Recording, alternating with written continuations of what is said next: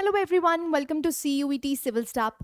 सो आज है हमारा डे 7 और जो आज का टॉपिक रहेगा दैट इज ग्लोबलाइजेशन। ना ग्लोबलाइजेशन एक बहुत ही इंपॉर्टेंट टर्मिनोलॉजी है। ग्लोबलाइजेशन के बारे में समझने की कोशिश करेंगे और इसके इम्पैक्ट्स क्या रहे हैं politically, economically, socially and eventually यहाँ पर इंडिया का क्या रोल रहा है और इंडिया पे ग्लोबलाइजेशन के क्या इफेक्ट्स रहे हैं उसको हम समझने की कोशिश करेंगे। So let's start the session. Now as you know हमारा CUET का क्रैश कोर्स चल रहा है। So that has been started from 15 April, जहाँ पर आपको क्लास नोट्स, MCQs, कॉमर्स के subjects and even general test और ह्यूमैनिटीज़ के सब्जेक्ट्स भी पढ़ाए जाते हैं। सो आपके लिए काफ़ी ज़्यादा बेनिफिशियल है, आपकी प्रिपरेशन को ये नेक्स्ट लेवल तक लेके जा सकता है। सो लेट्स स्टार्ट दी सेशन। सबसे पहले हम ग्लोबलाइजेशन एज अ टर्म को डिफाइन करते हैं। देखिए, ग्लोबलाइजेशन की अगर हम बात करते हैं तो globalization is a term which is known as free flow of. Number one, trade का फ्री फ्लो आपको देखने को मिलता है। ऐसे ही अगर हम बात करते हैं free flow of people, the people from one country can move to another country and eventually work there. And ऐसे ही अगर हम यहाँ पर बात करते हैं the free flow of services, so services भी आपको देखने को मिलती है। तो जब आपका जो वर्ल्ड है वो इंटरकनेक्टेड है उसको कहा जाता है ग्लोबलाइजेशन। ना ग्लोबलाइजेशन की अगर बात करते हैं तो ये after the fall of USSR आपको बहुत ज़्यादा स्पर होता हुआ दिखता है। इवन इंडिया में भी LPG रिफॉर्म्स 1991 में किए जाते हैं, which is liberalisation, privatisation and globalisation. So अपनी इकोनॉमी को यहाँ पर ओपन किया जाता है एंड इवेंचुअली जो भी आपको मेजर डेमोक्रेटिक नेशंस देखने को मिलते हैं वहां पर आपको देखने को मिलेगा ग्लोबलाइजेशन काफी ज्यादा स्पर्ड है। सो ग्लोबलाइजेशन के क्या इम्पैक्ट्स रहे हैं, क्योंकि कुछ पॉजिटिव इम्पैक्ट्स होंगे और कुछ नेगेटिव इम्पैक्ट्स होंगे। ना पॉजिटिव इम्पैक्ट्स क्या हैं वो हम पढ़ने की कोशिश करेंगे और नेगेटिव इम्पैक्ट्स क्या हैं वो भी पढ़ने की कोशिश करेंगे। ना इंडिया की अगर बात करते हैं वो एक डेवलपिंग नेशन है, तो डेवलपिंग नेशन पे क्या इसके इम्पैक्ट्स रहे हैं दैट वी वुड इवेंचुअली सी। ना स्टार्ट करते हैं ग्लोबलाइजेशन की। सो ग्लोबलाइजेशन की सबसे पहले हम यहाँ पर डेफिनेशन देखते हैं। It is the free flow of ideas, capital, commodity and people to different parts of the world. ना अगर हम इंडियन ट्रेडिशन की बात करते हैं, हिस्टोरिकली भी हमारे यहाँ पर इंडस वैली सिविलाइजेशन एग्जिस्ट करती थी। ना जब हम इंडस वैली सिविलाइजेशन की बात करते हैं उस टाइम भी हमारे ट्रेड रिलेशंस मेसोपोटामिया से थे, which is Iran. So basically आप देख सकते हैं यहाँ पर आपको बहुत सारी इंटरकनेक्टेडनेस देखने को मिलती है। एंड इवेंचुअली एंशिएंट कल्चर्स क्या, अगर हम आज प्रेजेंट टाइम्स की भी बात कर रहे हैं तो एक कंट्री दूसरी कंट्री पे डिपेंडेंट है, इंटरडिपेंडेंस एग्जिस्ट करती है। तो वो इंटरडिपेंडेंस किसी भी वे से हो सकती है, गुड्स के लिए हो सकती है, सर्विसेज के लिए हो सकती है, the free flow of ideas, people, इसी को कहा जाता है ग्लोबलाइजेशन। ना if remember recently G20 summit हुआ था इंडिया में और उसकी टैगलाइन थी वसुधैव कुटुंबकम। इट इज वसुधैव कुटुंबकम। ना यहाँ पर भी यही कहा गया था कि जो वर्ल्ड है it is one family. So India के अगर हम कल्चरल हिस्ट्री की बात करते हैं तो हमारी मान्यता भी क्या है कि जो ये पूरा धरती है, पूरी वर्ल्ड है, ये एक फैमिली है। अगर ये एक फैमिली है that means it is interconnected. So वहां पर भी आपको सिग्निफिकेंस देखने को मिलती है ग्लोबलाइजेशन की। ठीक है जी, आई होप यहां तक क्लैरिटी है। सो आपको सबसे पहले डेफिनेशन के बारे में पता होना चाहिए। ना ग्लोबलाइजेशन के जो इम्पैक्ट्स हैं वो पॉजिटिव भी हो सकते हैं, नेगेटिव भी हो सकते हैं। दोनों ही बेनिफिट्स और डिसएडवांटेज दोनों को ही पढ़ने की कोशिश करेंगे। ना as a concept globalization fundamentally deals with the flows. अब फ्लोज बहुत तरीके का हो सकता है। पीपल का फ्लो, मतलब एक जगह से दूसरी जगह जाना, आइडियाज का फ्लो, सर्विसेज का फ्लो, वॉल्यूम ऑफ ट्रेड का flow. So basically it deals with flows. These flows can be ideas from moving one part of the world to the other. अब क्रूशल एलिमेंट की अगर बात करते हैं तो पूरा वर्ल्ड ही क्या है, इंटरकनेक्टेड है। सो इसीलिए इसको कहा जाता है वर्ल्ड वाइड इंटरकनेक्टेडनेस। सो अगर एग्जाम्पल ले लेते हैं, मान लीजिए इंडिया जो है, इंडिया बहुत सारे रॉ मटेरियल्स के लिए, किसके लिए, रॉ मटेरियल्स के लिए किस पे निर्भर करता है, चाइना पे निर्भर करता है। ऐसे ही इंडिया भी इंटरकनेक्टेड है और चाइना भी बहुत सी कंट्रीज पे निर्भर रहता है, कुछ रॉ मटेरियल्स के लिए, कुछ पीपल के लिए, कुछ आइडियाज के लिए. So the world is interconnected. That is why आपको देखने को मिलेगा, क्योंकि यहाँ पर इंटरडिपेंडेंस है, इसी की वजह से आपको ग्लोबलाइजेशन स्पर होता हुआ दिखता है. एग्जाम्पल हम यहाँ पर ले लेते हैं. मान लीजिए एक फैमिली है जो यूएसए से बिलोंग करती है, लेकिन वो वेकेशन के लिए चाइना गई है. तो the flights on Air Canada are cheap and it takes 13 hours to get to Beijing from LA.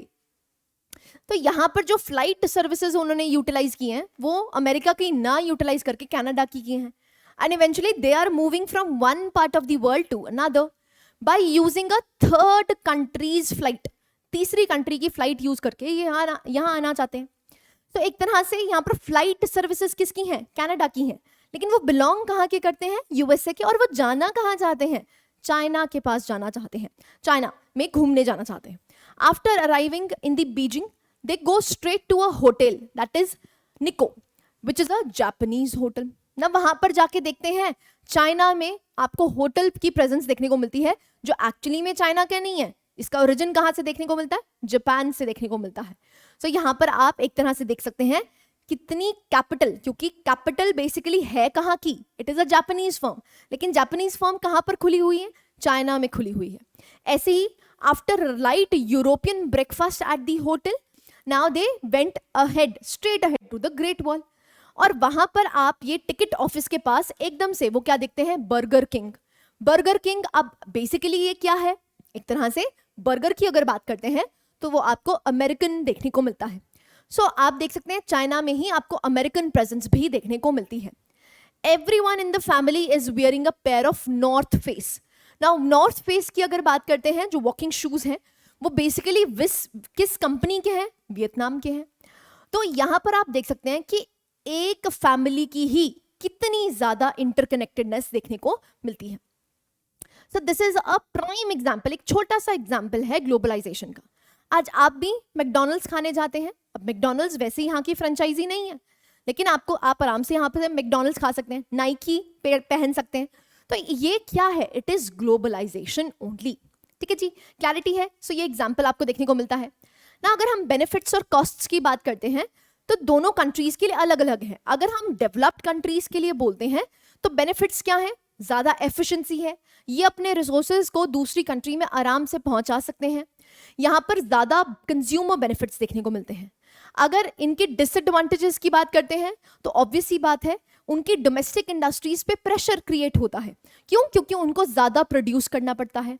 दूसरा, यहाँ पर डोमेस्टिक इनकम इनइक्वालिटी है, क्योंकि कुछ ऐसे लोग होंगे जिनकी जो कंज्यूमर है, जैसे फॉर एग्जाम्पल मान लीजिए एक स्टोर नाइकी का एग्जिस्ट करता है और एक स्टोर आपको कोई और फर्म का देखने को मिलता है.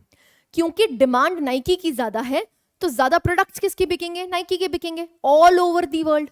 तो डिमांड ज्यादा है, उसी के प्रोडक्ट्स मिलेंगे. लेकिन इनइक्वालिटीज बहुत ज्यादा आपको क्रिएट होती हुई दिखेंगी, क्योंकि एक फर्म जो है वो सेम प्रोडक्ट बना रही है लेकिन उसको पैसा कम मिल रहा है, और एक प्रोडक्ट क्योंकि उसकी डिमांड ज्यादा है उसको ज्यादा पैसा मिल रहा है. तो इनइक्वालिटीज आपको देखने को मिलेंगी. Potential for loss of policy autonomy. अब पॉलिसीज आपको कैसी बनानी पड़ेंगी? सिर्फ यूएसए को ध्यान में रखते हुए नहीं, आपको पूरे वर्ल्ड को ध्यान रखते हुए पॉलिसीज बनानी पड़ेंगी. तो एक तरह से आपकी ऑटोनॉमी चली जाती है. So these are the benefits and costs for a developed nation. अब ऐसे ही डेवलपिंग नेशन के बारे में बात करते हैं तो यहाँ पर आपको बेनिफिट क्या है? आपको एक्सेस मिलता है डेवलप्ड वर्ल्ड के कमोडिटीज का. अब मान लीजिए नाइकी है, वो यहाँ की इंडियन कंपनी तो है नहीं, लेकिन उनकी क्वालिटी ऑफ प्रोडक्ट्स आपको यहाँ पर देखने को मिलते हैं. सो एक तरह से आप कह सकते हैं उनकी टेक्नोलॉजी, उनका कैपिटल यहाँ पर यूटिलाइज किया जाता है. ग्रेटर एफिशिएंसी है हमारे resource allocation by the companies. ऐसे ही प्रॉब्लम क्या है? यहाँ पर भी इनकम इनइक्वालिटीज एग्जिस्ट कर सकती हैं ग्लोबलाइजेशन की वजह से, क्योंकि कुछ लोग तो ग्लोबलाइजेशन की वजह से काफी ज्यादा कमा जाएंगे और कुछ लोगों को यहाँ पर बेनिफिट नहीं होगा. तो इनइक्वालिटीज ज्यादा देखने को मिलेंगी.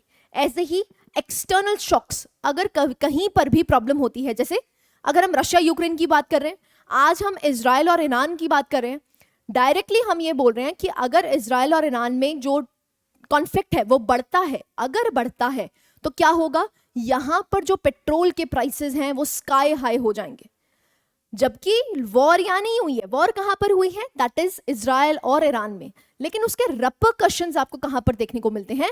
इंडिया पे देखने को मिलते हैं। तो ग्लोबलाइजेशन का ये नेगेटिव इफेक्ट है कि कहीं पर भी दुनिया में कुछ होता है तो आपको इनडायरेक्ट कहीं ना कहीं उसके कॉस्ट्स बियर करने पड़ेंगे। ठीक है जी। So these are the benefits and costs. ना हम यहाँ पर कॉजेज की बात कर लेते हैं। तो सबसे इंपॉर्टेंट फैक्टर क्या बन जाता है? That is technology. ना जैसे जैसे टेक्नोलॉजी इन्हांस हो रही है वैसे वैसे टेक्नोलॉजी की वजह से हम बहुत इंटरकनेक्टेडनेस है ना। पहले की बात कर लीजिए, जैसे कम्युनिकेशन लाइंस नहीं एग्जिस्ट करती थी, इंटरनेट नहीं एग्जिस्ट करता था, तो आप लगा लीजिए अगर एक इंसान इंडिया में रह रहा है और एक इंसान यूएसए में रह रहा है, कम्युनिकेशन ही नहीं हो पाती थी। लेकिन जैसे जैसे टेक्नोलॉजी इंक्रीज कर रही है, अब आपको लगता ही नहीं कि कोई इंसान यूएस से बैठा। क्यों? आप व्हाट्सएप यूज कर रहे हो, आप यहाँ पर वीडियो कॉल्स कर रहे हो, बहुत ही ईजी है उनसे कॉन्टैक्ट करना। तो टेक्नोलॉजी की वजह से इंटरकनेक्टेडनेस ज्यादा हो गई। तो one factor of the cause of globalization is technology, increasing technology plus the ability of ideas, capital, commodity and people to move more easily. अब पहले अगर फ्लाइट्स एग्जिस्ट ना करती तो क्या आप इंडिया से यूएसए जा सकते थे? लेकिन आज आप 24 घंटे में आराम से यूएसए पहुंच सकते हैं। तो जो कमोडिटीज हैं, आइडियाज हैं, या जो टेक्नोलॉजी है, उसको जब एनहांस किया गया है, उसकी वजह से ग्लोबलाइजेशन इंक्रीज की है।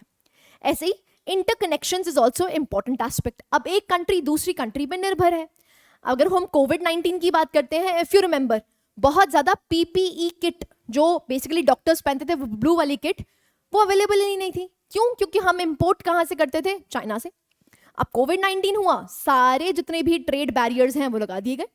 तो इसकी वजह से पीपीई किट्स कहां पर मैन्युफैक्चर होना स्टार्ट हो गई? इंडिया में ही मैन्युफैक्चर होना स्टार्ट हो गई। लेकिन हम रॉ मटेरियल्स के लिए किस पे निर्भर थे? चाइना पे निर्भर थे। सो ये इंटरकनेक्शंस, इंटरडिपेंडेंटनेस की वजह से भी आपको ग्लोबलाइजेशन इंक्रीज होती हुई दिखती है। अब कॉन्सिक्वेंसेस के बारे में जान लेते हैं। सबसे पहले पॉलिटिकल कॉन्सिक्वेंसेस क्या है? तो यहां पर आप देख सकते हैं, it results in erosion of the state capacity. जैसा कि मैंने आपको बताया, अब स्टेट अपने लिए पॉलिसीज नहीं बट पूरी दुनिया के लिए पॉलिसीज बनाती है। आज अगर इंडिया को इन्वेस्टमेंट चाहिए फॉरेन कंपनीज से, तो उनको पॉलिसीज कैसी बनानी पड़ेंगी? फॉरेन कंट्रीज के हिसाब से देख के बनानी पड़ेगी। तो यहाँ पर जो स्टेट ऑटोनॉमी है वो इरोड होती है। ऐसे ही अगर हम बात करते हैं, it gives way to more minimalist state, मतलब स्टेट का इंटरवेंशन कम से कम हो, प्राइवेट प्लेयर्स ज्यादा आ जाते हैं, क्योंकि यहाँ पर पॉलिसीज कैसी बनाई जाती हैं पूरे वर्ल्ड को देख के, क्योंकि इंटरकनेक्टेडनेस है। सिर्फ हम अपनी स्टेट के लिए पॉलिसी नहीं बना सकते हैं, पॉलिसी कैसे बनानी पड़ेगी? जो होलिस्टिक हो। ठीक है, तो यहाँ पर मिनिमलिस्ट स्टेट हो जाता है। ऐसे ही in place of the state the market becomes the prime determinant. State नहीं बताता, क्या बताता है? मार्केट डिमांड बताएगी, किसकी डिमांड ज्यादा है। अगर किसी की डिमांड ज्यादा है तो ऑब्वियस सी बात है उसको एक प्राइम प्लेयर बन जाएगा। तो इसीलिए मार्केट डिटर्मिन करती है priorities rather than state. Globalisation does not always reduce state capacity, so the primacy of the state is unchallenged. ऐसा नहीं है कि स्टेट खत्म हो गई, स्टेट तो रहती है, हर कंट्री की अपनी अपनी गवर्नमेंट रहती है। तो ऐसा नहीं है गवर्नमेंट यहाँ पर खत्म हो गई, लेकिन उनकी आप ये कह सकते हैं जो ऑटोनॉमी थी, ऑटोनॉमी थोड़ी यहाँ पर इरोड होती हुई दिखती है। क्लैरिटी है? नाउ स्टेट होनी भी चाहिए, क्यों? क्योंकि स्टेट ही तो पॉलिसीज बनाएगी। तो स्टेट का रोल इनहैंस भी होता है ग्लोबलाइजेशन से। क्यों? क्योंकि स्टेट ऐसी फेवरेबल पॉलिसीज बनाए जिससे कि इंटरकनेक्टेडनेस हो, जिससे कि हमारे जो लोकल इंडिविजुअल्स हैं उनको बेनिफिट हो सके। So these are some of the political consequences. Next हम इकोनॉमिक कॉन्सिक्वेंसेस देखते हैं। तो आप देख सकते हैं यहाँ पर इकोनॉमिक कॉन्सिक्वेंसेस की वजह से हर कंट्री ट्रेड में इनहैंस की है। जैसे वर्ल्ड ट्रेड ऑर्गेनाइजेशन के बारे में पढ़ा था जो 1995 में बनी थी, अब उसकी वजह से बहुत सी कंट्रीज में ट्रेड इनहैंस हुआ है। तो अच्छी बात है, ये एक तरह से इकोनॉमिक बेनिफिट हुआ है। यहाँ पर इकोनॉमिक फ्लोज ज्यादा देखने को मिलते हैं। सो आप देख सकते हैं जो आपको वॉलंटरी ऑर्गेनाइजेशन या फिर आप देख सकते हैं इंटरनेशनल इंस्टीट्यूशंस हर जगह इस्टेब्लिश हुए हैं, एंड इवेंचुअली इसकी वजह से जो exchange of goods and services है वो बहुत स्मूथ हुआ है। सो हमने फ्री ट्रेड अग्रीमेंट्स भी पढ़े थे ना। फ्री ट्रेड अग्रीमेंट्स में होता क्या है? हर कंट्री दूसरी कंट्री के साथ ट्रेड करना चाहती है but at low tariffs. So economic benefit है, दोनों ही कंट्रीज को बेनिफिट है, इसलिए इकोनॉमिक कॉन्सिक्वेंसेस भी आप कह सकते हैं बेनिफिट्स प्रोवाइड कर रहे हैं ना। यहाँ पर क्या है? Greater trade of commodities. Commodities में ज्यादा ट्रेड आपको देखने को मिलता है ना। Economic globalization has created an intense division of opinion. अब कई लोग ऐसे कहते हैं कि भाई ग्लोबलाइजेशन की वजह से अच्छी चीजें हुई हैं, बेनिफिट हुआ है, लेकिन कई लोग ऐसा करते हैं कि इससे बेनिफिट नहीं हुआ। क्यों? क्योंकि इनइक्वालिटीज इंक्रीज हो गई है। एक प्रोडक्ट की तो डिमांड बहुत ज्यादा है, अगर जिस प्रोडक्ट की डिमांड है वो तो मालो माल है, पैसा उसके पास बहुत ज्यादा हो गया, लेकिन एक वही जो सिमिलर प्रोडक्ट बनाता है उसकी वजह से आपको इश्यूज देखने को मिलते हैं। एग्जाम्पल ले लेते हैं, मान लीजिए एक इंडियन फार्मर है और एक आपका यूएसए का फार्मर आपको देखने को मिलता है। नाउ अगर हम इंडियन फार्मर की बात करते हैं, मान लीजिए जो वीट वो प्रोड्यूस करता है वो 1000 रुपीज पर क्विंटल प्रोड्यूस करता है, लेकिन यूएसए का फार्मर वही वीट सेम क्वालिटी की वीट 900 रुपए में प्रोड्यूस कर देता है। एग्जाम्पल है ना, जब ये इंटरनेशनल मार्केट में जाएगा किसका ज्यादा प्रोडक्ट बिकेगा? जो चीपर है, जिसकी क्वालिटी अच्छी है, तो यूएसए वाले का ज्यादा बिकेगा। तो यहां पर जो फार्मर, इंडिया का फार्मर है, वो एक डिसएडवांटेज पोजीशन पे रहेगा। सो ऐसा नहीं है कि हमेशा ही इकोनॉमिक बेनिफिट होगा, यहाँ पर डिसएडवांटेजेस भी होते हैं ग्लोबलाइजेशन की वजह से। ठीक है जी। सो यहाँ पर वही बोला गया है कि ऐसा नहीं है कि ग्रेटर डिमांड है, पॉजिटिव पॉइंट्स बहुत सारे हैं, लेकिन कुछ नेगेटिव पॉइंट्स भी एग्जिस्ट करते हैं। ऐसे ही अगर हम यहाँ पर बात करते हैं, आपको देखने को मिलता है कल्चरल कॉन्सिक्वेंसेस की ना। आप देख सकते हैं आज भी हम जीन्स टी शर्ट डाल के बैठे हैं। अगर हम जीन्स टी शर्ट की बात करते हैं, ये इंडियन कल्चर तो नहीं है, ये कहाँ से हमने बोरो किया है? वेस्टर्न कल्चर है।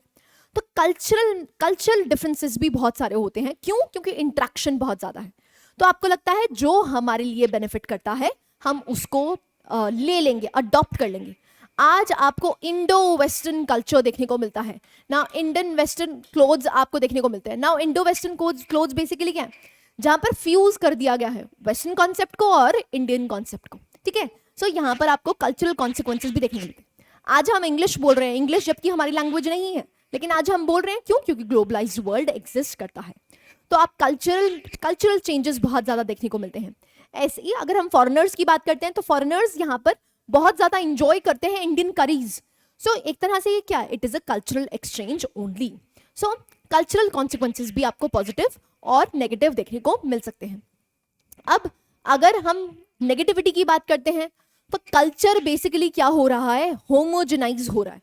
होमोजेनाइज का मतलब क्या होता है? कल्चर ऑलमोस्ट मोर सिमिलर हो गया है। आज अगर आप एक मेट्रोपॉलिटन सिटी में रह रहे हैं, दिल्ली मुंबई में रह रहे हैं, यही आप उठ के यूएसए में चले जाएंगे, आपको कोई ज्यादा डिफरेंस नहीं लगेगा। क्यों? क्योंकि सारा जो यूएसए का कॉन्सेप्ट है आप कहाँ पर अप्लाई कर रहे हैं? इंडिया में अप्लाई कर रहे हैं। तो जितने भी अर्बन सेंटर्स है, मेट्रोपॉलिटन सिटीज हैं, वहां पर आपको कोई कल्चरल डिफरेंस लगता ही नहीं। क्यों? क्योंकि सारे ही होमोजीनियस हो चुके हैं। होमोजीनियस का मतलब क्या होता है? सेम हो चुके हैं। ठीक है जी। इसीलिए कल्चरल होमोजेनाइजेशन भी आपको देखने को मिलती है।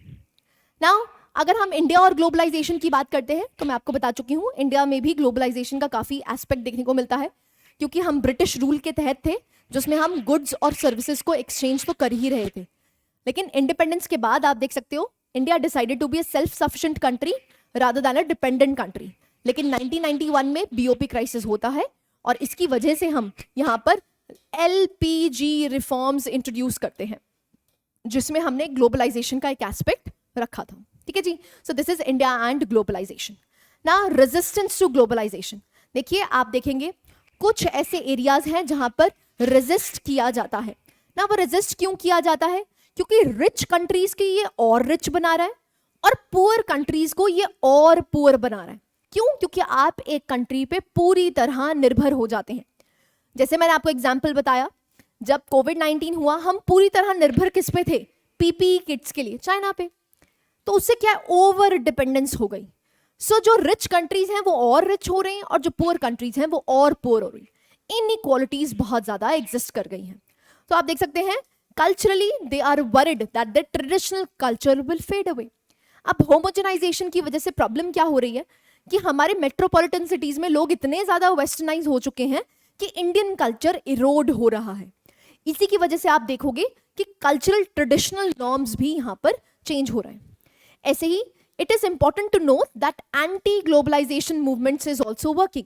लोग यहाँ पर डिमांड कर रहे हैं कि भाई हमें ग्लोबलाइजेशन नहीं चाहिए, एंटी ग्लोबलाइजेशन मूवमेंट्स आपको देखने को मिल रही हैं।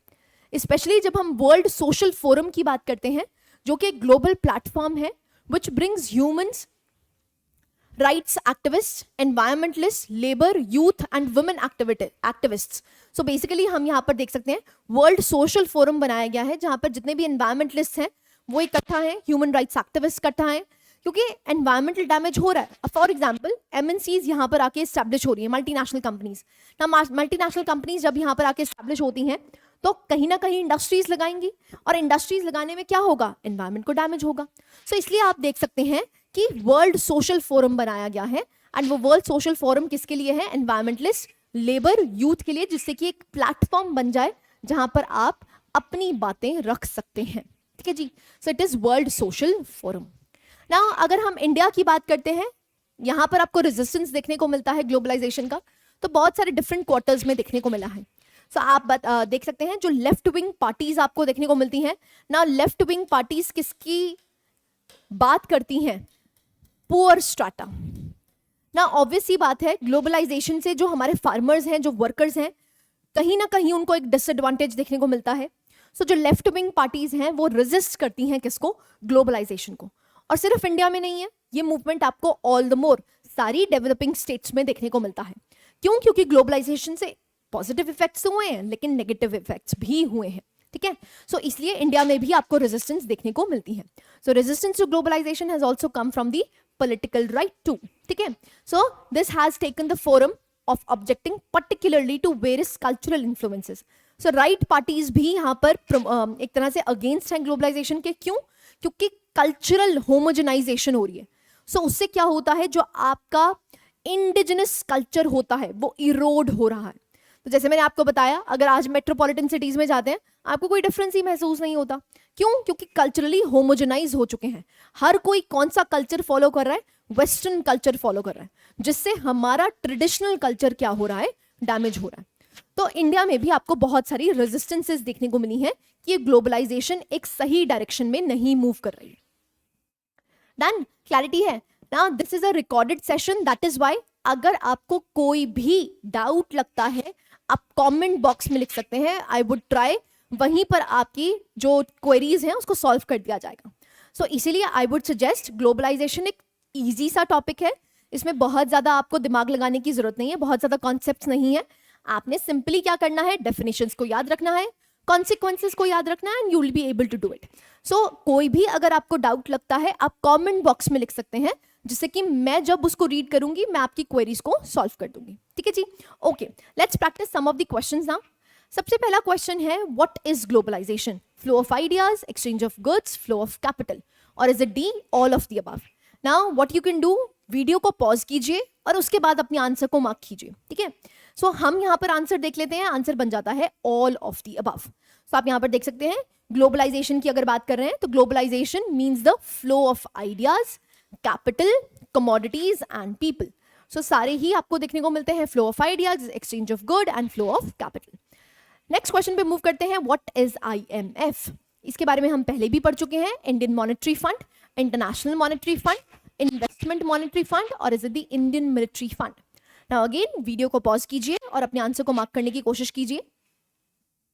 Okay, so let's see the answer. Answer देख लेते हैं. It is international monetary fund. So IMF आपको देखने को मिलता है कि हमने जब यूनाइटेड नेशंस एंड ऑर्गेनाइजेशंस करी थी तो उसमें आपको IMF के बारे में भी हमने पढ़ा था. नेक्स्ट क्वेश्चन पे मूव करते हैं. Which is the example of a globalisation? McDonald's, water, military, और is it D, none of the following? हाँ जी. सो अबव आप देख सकते हैं यहाँ पर एग्जाम्पल ऑफ ग्लोबलाइजेशन क्या है. वीडियो को पॉज कीजिए और अपने आंसर को मार्क कीजिए. सिंपल है, यहाँ पर आंसर क्या बन जाता है, मैकडॉनल्ड्स. मैकडॉनल्ड्स आपको हर जगह देखने को मिलता है, so it is a part of globalisation. ठीक है. सो आप यहाँ पर देख सकते हैं McDonald's, it is the most prominent representation and the symbol of globalisation. Next, what are trade barriers? Trade barriers क्या हैं? Restraint on the flow of international goods और services, restraint on the flow of Indian goods और services, ban on making of goods, और is it D, tags on packed goods? So again video को pause कीजिए और अपने answer को mark कीजिए. Okay, let's see the answer. Answer बन जाता है that is restrain on the flow of international goods and services. तो ट्रेड बैरियर्स वो एग्जिस्ट करते हैं जब गुड्स एंड सर्विसेज पे आप यहाँ पर बैरियर्स लगाते हैं. अब वो मॉनेटरी बैरियर्स भी हो सकते हैं, नॉन मॉनेटरी बैरियर्स भी हो सकते हैं. मतलब कई कंट्रीज कस्टम ड्यूटीज बढ़ा देती हैं, तो वो एक तरह से ट्रेड बैरियर ही है, या फिर क्वालिटी चेक्स बढ़ा देती हैं, तो वो भी एक तरह से क्या है, ट्रेड बैरियर है। तो एक तरह से ये क्या है, it is a restraint on the flow of international goods and services. Next हम मूव करते हैं question number 5, who came first to India for trading. अब इंडिया में सबसे पहले ट्रेडर्स कौन आए, Britishers, Germans, Vasco da Gama, और is it William Hawkins. Again बहुत ही ईजी है, अगर आपने छोटी क्लासेस की एनसीईआरटी रीड करी हो वहां पर भी आपको देखने को मिलता है। ओके, सो वीडियो को पॉज कीजिए और अपने आंसर को मार्क कीजिए। Let's see the answer. Answer आपका बन जाता है that is Vasco da Gama. So आप पोर्चुगीज जो थे वो सबसे पहले इंडिया आए थे ट्रेडिंग के लिए, and they were the last to leave, सबसे बाद में गए थे, क्योंकि गोवा में आपको प्रेजेंस देखने को मिलती है पोर्चुगीज की, और गोवा को सबसे बाद में हमने कैप्चर किया था। तो it was at the end जब पोर्चुगीज जाते हैं, और सबसे पहले भी कौन आते हैं, it is the Portuguese only. So it was Vasco da Gama in 1498। 1498 में वो कहां पर आते हैं, इंडिया में आते हैं ट्रेडिंग के लिए। ठीक है जी, ओके। नेक्स्ट हम देखते हैं that is question number 6, where did 1857 revolt start. Was it Agra, Delhi, Meerut या फिर Wazirabad. Again a simple question. So आपको रिवोल्ट ऑफ 1857 कहां पर होता हुआ दिखता है, ये क्वेश्चन पूछा गया है। वीडियो को पॉज कीजिए और अपने आंसर को मार्क कीजिए। Okay, so let's see the answer. Answer आपका बन जाता है मेरठ। सो 1857 में मेरठ में स्टार्ट होता है आपका रिवोल्ट ऑफ 1857। सेवेंथ है, who started East India. East India किसने स्टार्ट की थी, William Hawkins, Thomas Smith, John Watts, और is it both B and C. So East India Company जो आपको देखने को मिलती है ब्रिटिशर्स की, जिन्होंने एक्चुअली में इंडिया को अधीन बनाया, तो वो कंपनी किसने इस्टेब्लिश की थी। सो आपसे ये क्वेश्चन पूछा गया है। वीडियो को पॉज कीजिए और अपने आंसर को मार्क कीजिए। देखिए ये फैक्चुअल स्टेटमेंट्स हैं, तभी हम फैक्चुअल स्टेटमेंट्स को क्वेश्चंस के थ्रू कर रहे हैं। Okay, let's see the answer. Answer बन जाता है बोथ बी एंड सी। सो यहां पर आप देख सकते हैं थॉमस स्मिथ और आपको जॉन वॉट्स देखने को मिलते हैं, उन्होंने ही ईस्ट इंडिया कंपनी को एस्टैब्लिश किया था। नेक्स्ट हम बात करते हैं 8th, which of the following are the basic aspects of globalization? Transactions, capital, migration, or all of the above? Again a very simple question. Basic aspects globalization के क्या हैं? So वीडियो को पॉज कीजिए और अपने आंसर को mark कीजिए।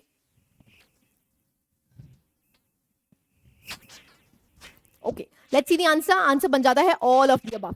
यहाँ पर ट्रांजैक्शंस भी होती हैं, कैपिटल एक कंट्री से दूसरी कंट्री जा रहा है, and even migration of people एक तरह से एस्पेक्ट बन जाता है किसका, ग्लोबलाइजेशन का। तो 2000 में आईएमएफ ने भी इसको इस्टेब्लिश किया था, 4 basic principles of globalisation, which is trade, transactions, capital, investment, movements. ठीक है, सो यहाँ पर आपको देखने को मिलते हैं ये 4 basic aspects of globalisation which was done by IMF। Next हम मूव करते हैं, in which year did India remove trade barriers. India ने कब रिमूव किए हैं ट्रेड बैरियर्स। सो आपके पास ऑप्शन है 2009, 1879, 1988, और इज इट 1991। अगेन वीडियो को पॉज कीजिए और अपने आंसर को मार्क कीजिए। Okay, let's see the answer. Answer यहां पर बन जाता है 1991। क्यों, क्योंकि इस टाइम हमने क्या किए थे, LPG reforms, liberalization, privatisation and globalization. यहां पर हमने ट्रेड बैरियर्स को रिमूव किया है और अपनी इकोनॉमी को ओपन किया था। ठीक है जी, सो आप यहां पर देख सकते हैं the government wish to remove these barriers because it felt that the domestic producers were ready to compete with the foreign investors. ठीक है जी, ओके। नेक्स्ट हम मूव करते हैं question number 10th, last question for the day. The first WSF world social forum meeting was held in, कहां पर hold हुई थी, ब्राजील, श्रीलंका, इंडिया, और is it Paris. So world social forum कहां पर सबसे पहले इस्टेब्लिश की गई थी। सो वीडियो को पॉज कीजिए और अपने आंसर को मार्क कीजिए। Okay, let's see the answer. Answer बन जाता है ब्राजील। याद रखना है, ब्राजील में पहली बार वर्ल्ड सोशल फोरम आपको देखने को मिलती है। सो एक तरह से ये एनुअल मीटिंग थी किसकी, सिविल सोसाइटी ऑर्गेनाइजेशंस की, that was first held in Brazil. So world social forum का मकसद क्या था, यहाँ पर जितने भी ह्यूमन राइट्स एसोसिएशंस हैं, तो यहाँ पर जो भी एनवायरमेंटलिस्ट हैं, लेबरर्स हैं, उनकी एक कम्युनिटी बनाई गई, और इससे क्या मकसद था कि यहाँ पर ग्लोबलाइजेशन को हम डिस्कस करें, पॉजिटिव्स नेगेटिव्स देखें, एंड सो फोर्थ आपको देखने को मिलता है. It is World social Forum. ठीक है जी. अगेन ईजियर चैप्टर, बहुत ईजी है. इसमें सिर्फ आपको कॉन्सेप्ट्स को समझना है, the positives and the negatives. Easy questions ही पूछे जाएंगे, एक या दो क्वेश्चंस आपको यहाँ से देखने को मिलेंगे एंड इजी क्वेश्चंस ही होंगे. Right. So this was it from my side. I hope you like this session. Thank you very much. And whatever your doubts are, आप उसको कॉमेंट सेक्शन में लिख सकते हैं. Thank you.